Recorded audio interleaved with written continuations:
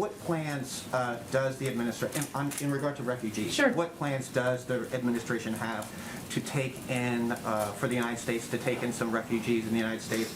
Have there been any planning discussions, perhaps with refugee groups, to prepare this? Do you have an anticipated number of how many refugees may come to the United States? I don't have an anticipated number to project. What I will convey to you is that we are always in constant contact with the refugee organizations who do incredible work around the world. But I would also reiterate that what we've seen happen over the last couple of days is countries like Poland, Germany, and others in Europe make clear that they are opening their arms to welcome refugees from Ukraine. Those are neighboring countries, so we do anticipate the vast majority will want to go to countries in Europe. But you do anticipate that some would come to the United States? We are open to that, yes.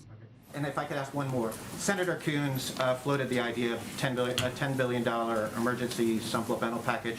Does the administration support that proposal?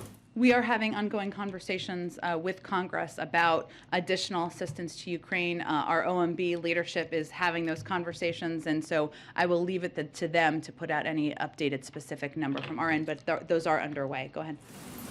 Why doesn't President Biden want to talk to Vladimir Putin right now? Because he's invading a sovereign country. Isn't he going to be potentially invading that for years on end?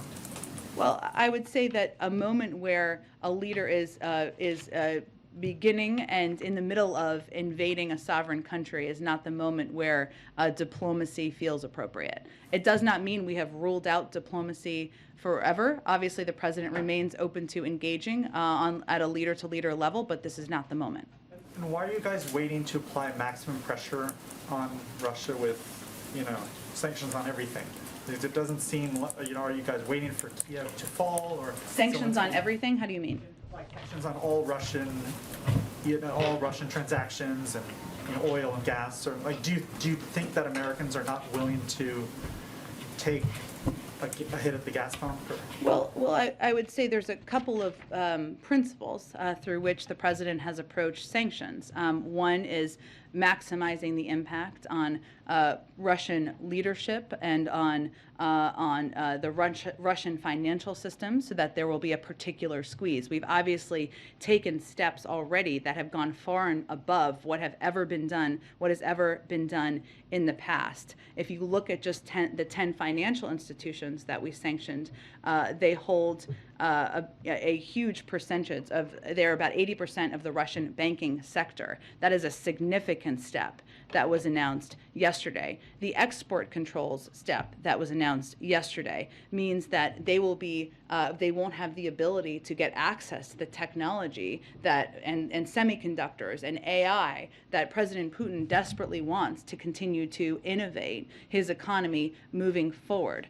There's also, of course, European countries are also looking at some of their reliance on Russia, whether it's for energy or other purposes, and they're making their own decisions about diversifying. And as I noted a little bit earlier, the ruble remains about 10% weaker year to date and the worst performing emerging market currency in the world. So what should be clear here is that there are already huge impacts. There is already an enormous squeeze on the Russian financial system and economy.